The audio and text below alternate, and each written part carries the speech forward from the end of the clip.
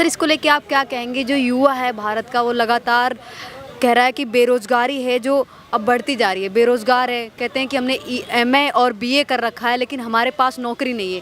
क्या आप मानते हैं जो एमए बीए करके बैठे हुए हैं वो नौकरी उनको नहीं मिल रही है, कारण क्या लगता है? नहीं, ऐसा है बेटा, देखो बेरोजगारी तो जो पूरी तौर से बेरोजगारी है ना, कोई भी सरकार ख़त्म नहीं कर सकती, चाहे वो कांग्रेस हो चाहे बीजेपी हो, क्योंकि उसकी वजह है जनसंख्या।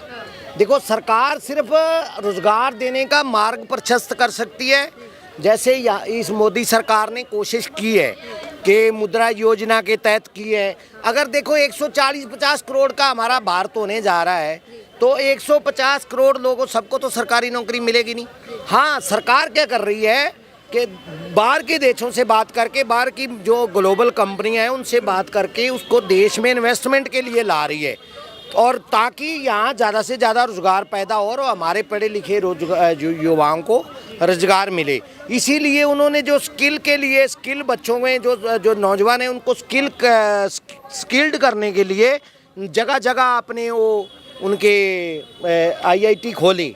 तो आईटीआई जो खोली उनके जरिए भी अब मान लो 1 लाख बंदा इजराइल मांग रहा है, सऊदी अरब मांग रहा है। अब देखो पाकिस्तान से जो लोग जाग रहे हैं उनको नौकरी मिलती है लेबर की, लेकिन भारत के लोगों को सुपरवाइजर की नौकरी क्यों मिलती है? सुपरवाइजर की नौकरी इसलिए मिलती है जो स्किल्ड बंदे हैं उनकी हर जगह मांग है। तो ये सरकार ने कोशिश की है कि युवाओं को स्किल्ड करके भेजा जाए ताकि हमारे बच्चे, देखो अब मेरे एक बेटे की कंपनी है, गाड़ियों को मॉडिफाई करता है वो, तो हमारा एक मिस्त्री आता है, वो सिर्फ 1 घंटा 2 घंटे आता है, लेकिन उसका कितना कमा के ले जाता है? 10,000 12,000 रुपया।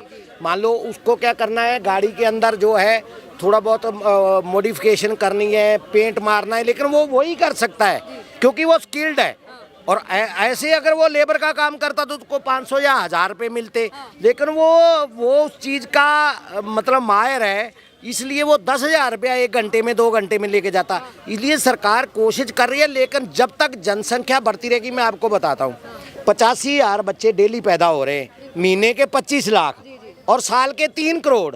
मान लो कोई भी सरकार आएगी, वो अगर मान लो कोई योजना बनाती है बेरोजगारी दूर करने के लिए तो 15 करोड़ तो 5 साल में और बढ़ गए। तो ऐसे तो कोई भी सरकार बेरोजगारी दूर नहीं कर सकती।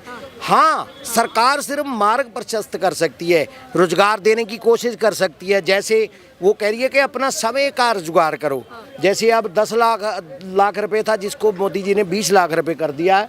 बहुत से नौजवानों ने मतलब वो पैसे लेकर के अपना कारोबार किया है, जिसमें खुद को तो रोजगार कर रहे हैं, 2-4 लोगों को और रोजगार दिया है।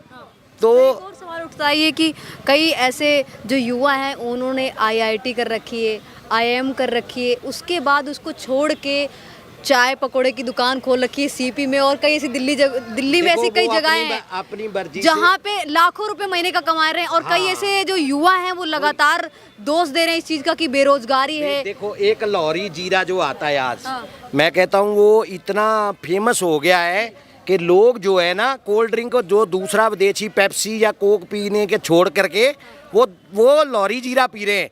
लेकिन वो बंदा भी पढ़ा लिखा था, लेकिन उसने दिमाग लड़ाया, उसने नौकर बनने की कोशिश नहीं की, मालक बनने की कोशिश की, और आज सैकड़ों लोगों को और रोजगार दे रहा है। तो इसलिए मोदी जी ने एक चीज़ जगाई है, नेशनलिज्म। मोदी जी ने क्या किया है, राष्ट्रीयता जगाई है लोगों में। तो आपको ऐसा लगता है जो बेरोजगारी है उसमें कहीं ना कहीं खुद लोग जिम्मेदार ना हो के सरकार भी कहीं ना कहीं इन्वॉल्व है? देखिए, सरकार के ऊपर मैं ज़्यादा इस पर मैं टिप्पणी नहीं कर सकता, बाकी मोदी जी ने जो कहा, उन्होंने बोला कि 2 करोड़ रोजगार देंगे, भाई कहाँ दे पाए? मोदी जी ने कहा था कि हम काला धन लाएंगे, काला धन कहाँ लेकर आ पाए? तो उन्होंने ऐसा बोला था कि अगर विदेश में हमारा जितना भी पैसा, जितनी भी फंडिंग वगैरह है, अगर हम उस पैसे को यहाँ से लेके आते हैं तो कहीं ना कहीं जो एक परिवार है, एक व्यक्ति है, उसके हिस्से पे 15 लाख रुपए आ सकते हैं। 2 करोड़ नौकरी की कहाँ पे बात की है, मतलब कहाँ पे आपने सुना है? मैंने तो सुना नहीं है। 2 करोड़ रोजगार की बात उन्होंने कहा था कि 2 करोड़ रोजगार हम देंगे, कहा था, मैंने देखा था। मैं भी छोटी मोटी मोबाइल रखता हूँ, हमारे कहा था, तो क्यों कहाँ दे पाए? नहीं दे पाए। उन्होंने बोला था कि हम काला धन लाएंगे, कहाँ काला धन आया? आप बताइए। चाबड़ी बाजार में एक आदमी है, तो केवल मात्र वो बेचता था, क्या बोलते हैं, सत्तू होता है ना, तो वो सुबह से शाम तक 5,000 रुपए के एक एक गिलास 10 रुपए का देता था, 5,000 रुपए के सत्तू बेच लेता था। तो आदमी नौकरी करने क्यों जाएगा? नौकरी मन होता है नौकर, और व्यापारी जब आदमी व्यापार करता है ना तो वह आगे बढ़ जाता है, उसकी सोच लेके आज क्या है, मोदी जी हर आदमी को 10,000 रुपये दे रहा है, 10,000 रुपये जमा करते हो तो 20,000 मिला, 20,000 जमा करती थी, तो वो आदमी धीरे धीरे आगे बढ़ जाता है। मैं आपको बता रहा हूँ, आदमी क्या है ना, फ्री की रेवड़ी जैसे केजरीवाल बांटता है ना, फ्री की रेवड़ी नहीं खाना चाहिए। हमारा देश जो है ना, हमारा देश सोने की चिड़िया है, सोने की चिड़िया रहेगा।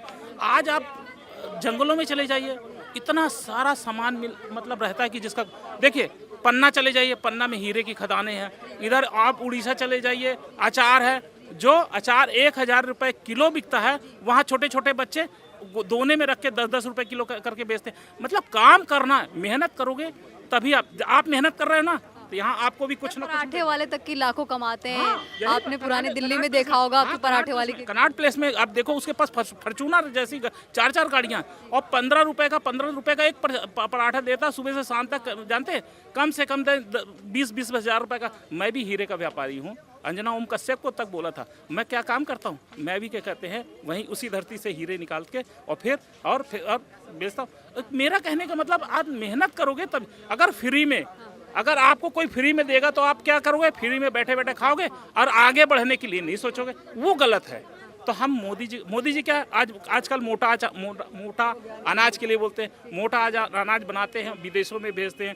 कितनी चीज़ें हम लोग कहाँ नहीं। अब मोदी जी की सोच को कोई नहीं कर सकता।